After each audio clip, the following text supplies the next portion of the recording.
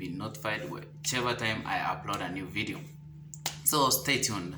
Go comment down below anything you want me to share on my next video. Comment, like, share, follow me on Instagram at Vic Seezzo. Number one question is, there is no stamp or no signature. What shall I do? So this guy's company refused to give him a stamp, and of course they will not sign his resignation letter. So is it okay for him to apply without it? Yes, you can apply without the signature and the resignation letter with a stamp. It's okay, just apply with your normal resignation letter. But most importantly, make sure you resign also by email, so that you can send them an official email showing you've resigned. Even though they don't want to sign the resignation letter, you will be having evidence online that you really resigned, so that they cannot take a step and report you and complain against you.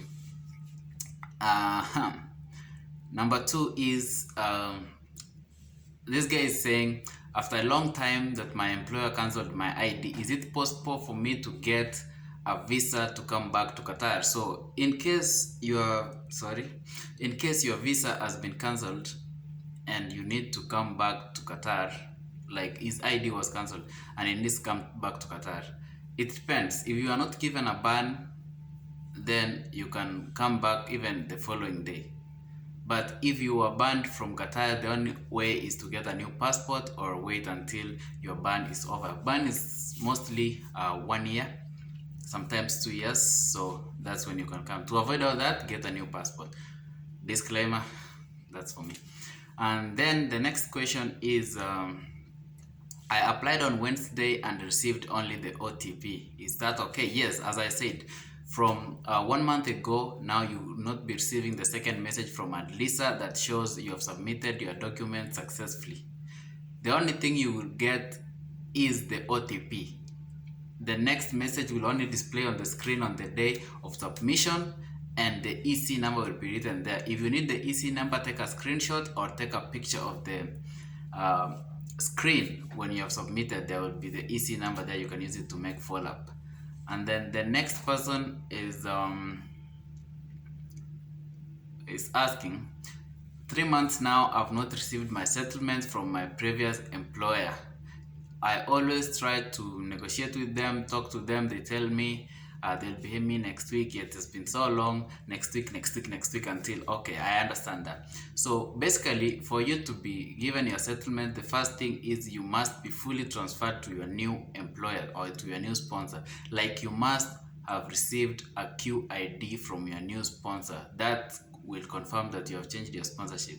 And then, well, you have that QID, you can now go to your previous company and demand for your settlement. Settlement is mandatory. You must be given your settlement. And in case of anything, now that's where the thing I was telling you, that from 24th, which is I guess tomorrow, there will be an online platform for employees to complain against their employers who are violating Qatar labor law. So from tomorrow, go to their website, you will find a way to complain online and fill in everything. But if you want to go directly, just call 16008 and report the case that you have not been given your settlements, and then the ministry will call you and will summon you and your previous employer to their offices, and then they will discuss that and you'll be sorted your settlements. So yeah, that's your right. You will have to be given your settlement. And another thing is, someone is saying copy of the offer letter. Okay, most important, guys, someone is asking me if it's okay for him not to keep a copy of his offer letter if he has applied on ADLSA. No, guys, an offer letter is a very important document once you are joining any company or you are starting your job. Make sure you keep this offer letter, because it's the one that has an agreement between you and your sponsor on how much you will be paid, on how much you will be given in allowances, on how accommodation will be provided and food and all that stuff. It's an agreement between you and your new sponsor. It's an acceptance thing. If you have signed it, you have accepted. So you have to keep that document. And even later you need to use it to apply for a new job, or yeah, it's a very important document. It can serve as the contract copy if you lose your contract copy. Okay, so make sure you keep all your important documents, whether it's the ID of a letter, contract. Take a picture and keep a copy for you. NOC, all that. The next person is asking, oh, there's a guy asking, as I told you, Alcor branch is the best branch to go for your follow-up, or for your follow-up, for cancellation, for approval, and all that. So someone was asking in the comment section, is there anyone who is willing to accompany them so that they can share the fare, the Uber fare, to Alcor? So guys, you can always go on the comment section if you want someone to share fare with, and ask in the comment section. Then you can exchange your contacts in the comment section or through other means, Instagram. But comment down below if you're interested. Some people who are interested will also come and comment, then you can discuss on which day to go.